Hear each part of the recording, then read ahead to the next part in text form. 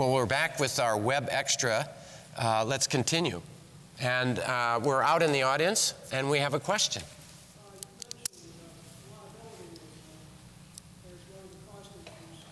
And to my knowledge, has not been addressed by ACA. Would you like to comment on how that might improve the situation? Okay, the issue is liability, and I'm going to answer my personal comment. I know that in Washington and within the Beltway, and I've heard this discussed at various meetings, they don't think it's that big of an issue. And as a practitioner in South Dakota, I think that liability is a big issue because it sets a culture. It sets you up for a concern. And the culture in the emergency room, I think, is basically the worst scenario of healthcare.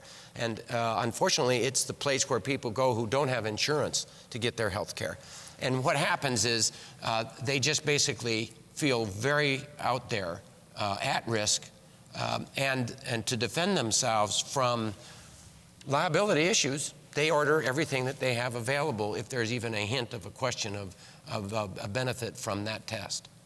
And so I think liability would be able to allow us to say, no, I'm not going to CAT scan the head because you didn't have an indication that is in the protocol that says this is the indication for a CAT scan of the head. Now I'd invite both of you to respond. We have a good friend who heads advocacy for the American College of Physicians, and he would be generally inclined to probably round up on the figures of this. And you see things bandied about anywhere from 4 to 15% of healthcare costs. Probably does vary a little bit in the country, but there's some good data recently that suggests it may be toward the lower end, and it likely varies depending on where you are. But I think it's important for us to remember, and for me to remember as a doctor, that there are instances when people make mistakes. And those aren't the people that you want to freeze out, but what you want to do is to have a system where frivolous lawsuits aren't encouraged, but true malpractice is dealt with in an appropriate way and in a more efficient way for the benefit of all concerned. There's not an unnecessary fear on the part of the physician that you're playing jury roulette, but most importantly, injured patients really have an opportunity for redress. And there's some health court ideas and other things that are going on in different parts of the country that really may be moving in the right direction. But everything ought to be on the table when we're having discussions on health care.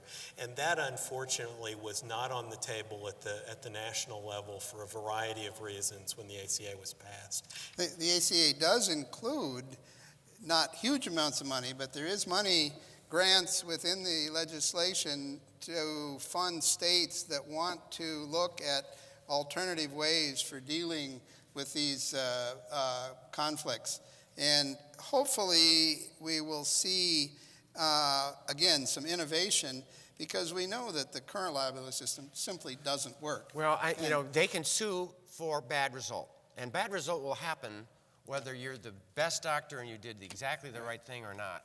And the problem is that the system that we do have really doesn't ferret out malpractice either. No. Well, what happens is a lot of the malpractice just, there's bad doctors not doing the right things, and it's not discovered.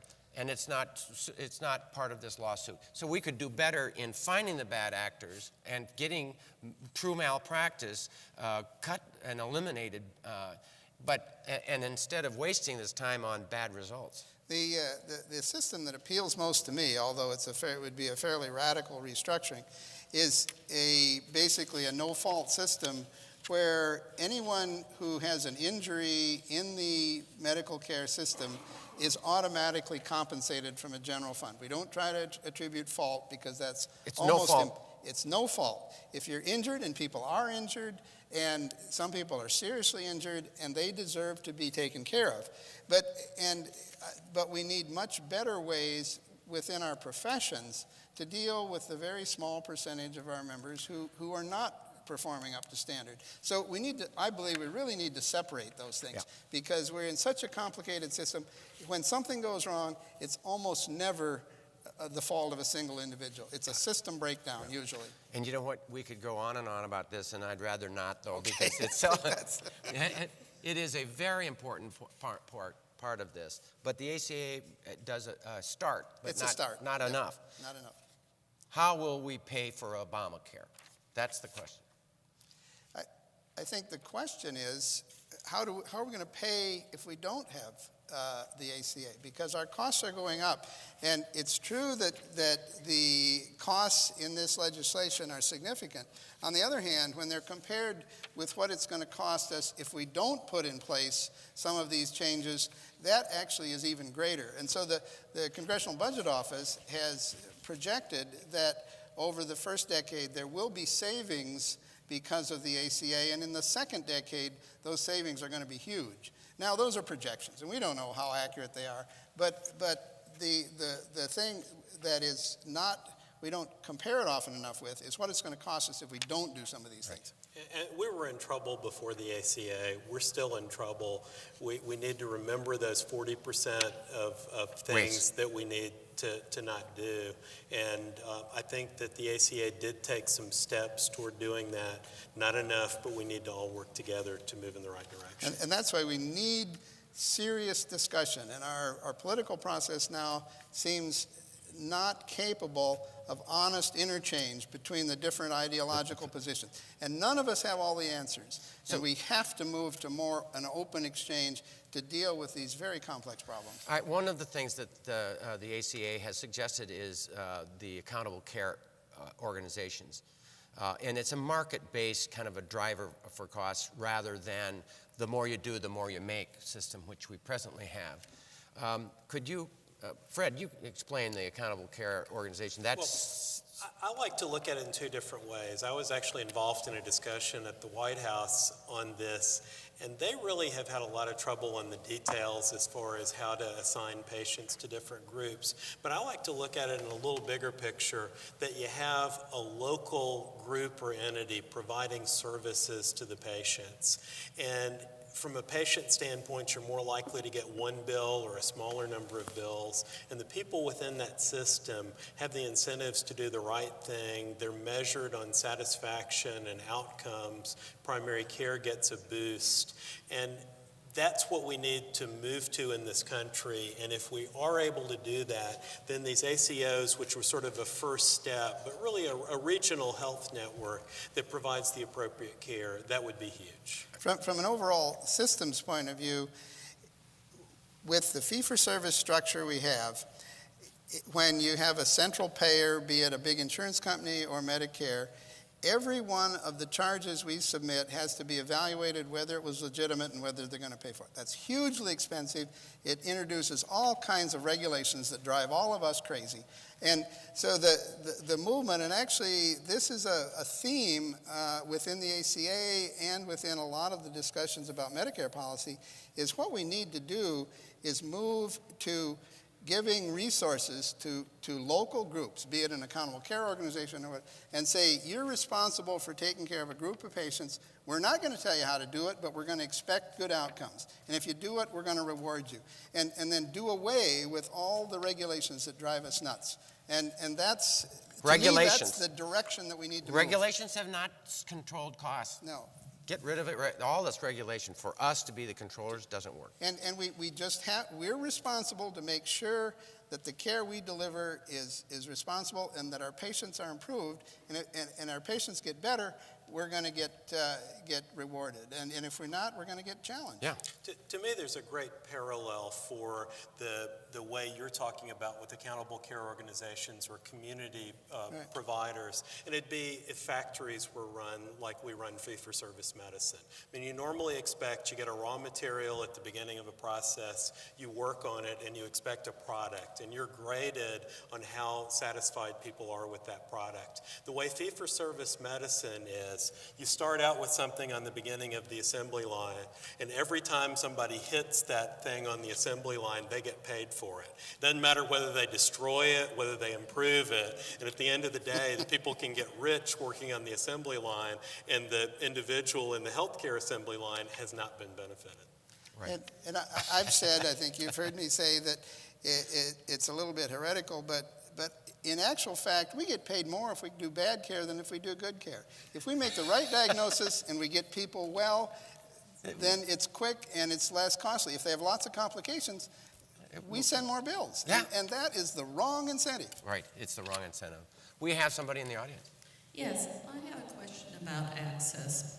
Basically, with the change in being able to kind of force states to take the increase in Medicaid being struck down by the Supreme Court, I'm wondering how that's going to work out for states that decide not to take Medicaid expansion to 133%. What is that state going to be left with for care for people that are low income or uninsured that fall in that category of up to 133%, between 100 and 100? Right, this is a very important question. And our state is one of those states the governor has decided not to go there. Fred, would you address that? Or Tom, you have?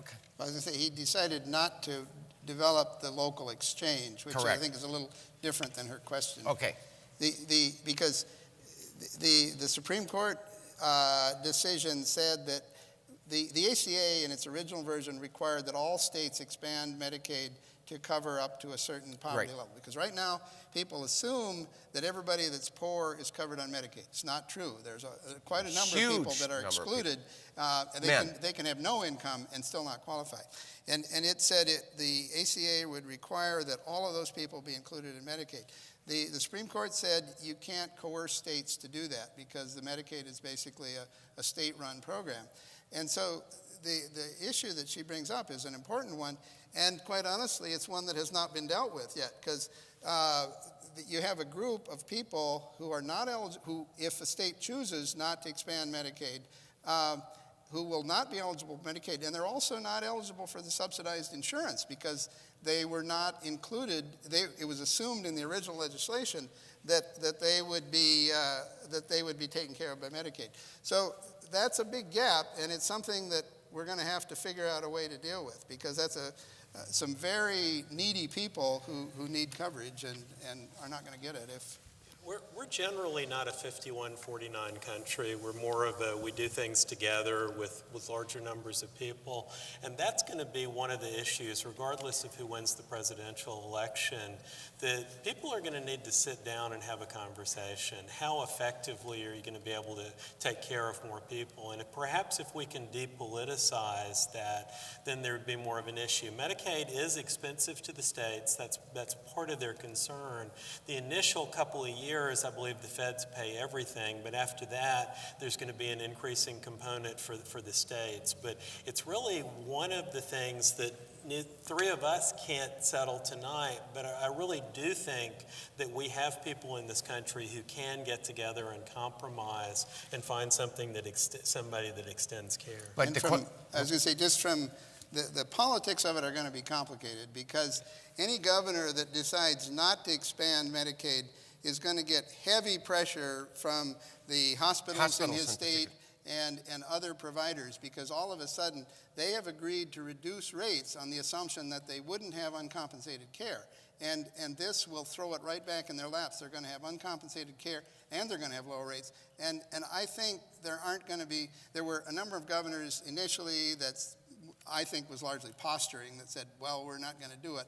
I suspect when it plays out, there aren't going to be very many states that don't accept it, because, as Fred said, for the first several years, it's 100% federal coverage, and then it drops down, but it only goes down to about 90%. The feds are still going to pay for 90% of those that come under the expansion. So it's not going to be as costly to the states, but it still is a major cost to states. There's no doubt about it. But if you look at it, they're going to go to the emergency room. The dumps the cost. But they're going to go into the expensive mode of care under the guise of saving money. Right. Bingo. That's the point.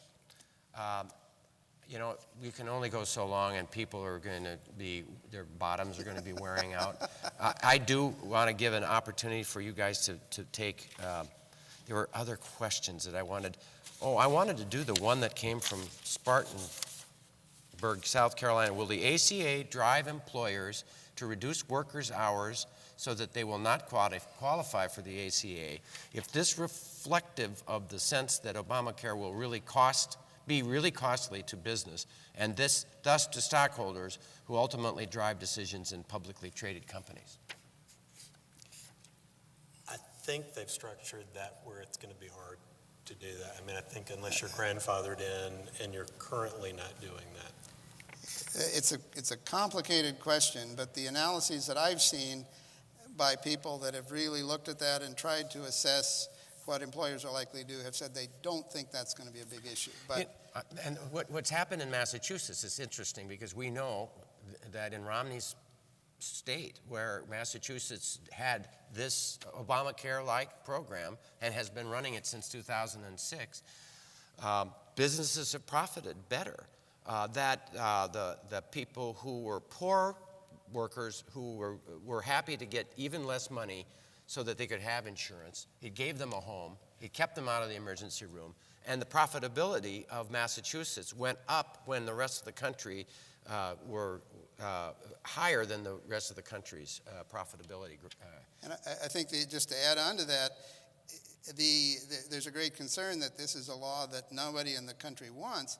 The changes in Massachusetts were not popular in the beginning, and now it has something like a 70% approval rating. So as it evolved and as it's come into play, it's become much more popular, which is similar to Part D. Yeah, well, and also Medicare. People were really resistant to Medicare. I'm going to ask the audience if there's one more question. And otherwise, you know, I've got 1,000 million questions. We had a fabulous response. Take-home message, what? Oh, yes. Well, there's a lot of them that got lost in the shuffle. Which one? What was it about, Ginger? A white piece of paper? One of these? One of these. If I own more than one business has 20 employees, another business has 30 employees, is this number added together, or is each business considered separate when reaching the 50 number? If that person owns two different businesses, does that make 50? That'll depend on how they write the rules. I suspect it would be two separate businesses. I would If they're suspect. incorporated separately. Yeah, But we're not lawyers. we're not lawyers. A lawyer, he says it's one business. Okay. I would say consult your tax attorney. That's a difficult question. And there are any other? I have a question. Now that the Supreme Court has ruled that corporations can give billions of dollars to campaigns, why don't we convince corporations to help reduce costs, for example, in small communities or otherwise, on MRI costs? Why does an MRI cost $2,000, Dr. Ralston? Well, I believe that many of what are considered the profit centers of medicine in the future really ought to be considered the cost centers. If we look at the ACOs or just really an overall community health plan, you need to have that as a tool for better health care. You don't need to do an MRI because you're making money from it. You need to do it because the patient needs that MRI. And I really think that's the way to go. And you hopefully at some point in time, you actually would have medical care and be in a hospital and get one bill at the end of the time. You know, it's one of just an interesting little sidelight. There's one country in the world that has more MRI machines per capita than the U.S., and it's Japan. Their costs per capita are some of the lowest in the developed world, and their cost per procedure for an MRI that costs $1,500, $2,000 in this country is down around $100 to $200. So these costs can be changed. Now, you know, how we do it, but what we're paying is not always justified. In fact, if you look at what is paid for CT procedures, MRI, in other countries that have very sophisticated systems, they pay substantially less for the same procedures. And actually, they have a budget every year for CTs or for ultrasounds. And if they're twice as many, you simply get half as much for doing each one. And that's part of the reason we've had the wide growth in the U.S. is because the Japanese companies were making them cheaper and cheaper to provide that service. I would argue that neither they nor we in the U.S. need nearly that many scans. hands and what we need to focus on. You have back pain, you need to go by the scientific evidence. The doctor didn't need to order an MRI because they don't know that it doesn't help in your particular case. They certainly don't need to order an MRI because they own the machine. And you don't need to demand an MRI. We need to help educate everybody on the right thing. And there's some great evidence of just more common sense medical care. And many people get those tests and then they're not given appropriate pain control meds in the 3 to 4 weeks that you're going to expect them to hurt. So they've had an unnecessary test and they didn't receive any treatment for a condition that in 90% of the cases is back to normal within 6 weeks. That's not the way to do medicine. It's a take-home message, and I hope your message will say something about the companies that have Medicaid, people who are getting Medicaid as their employees. Fred, take-home message.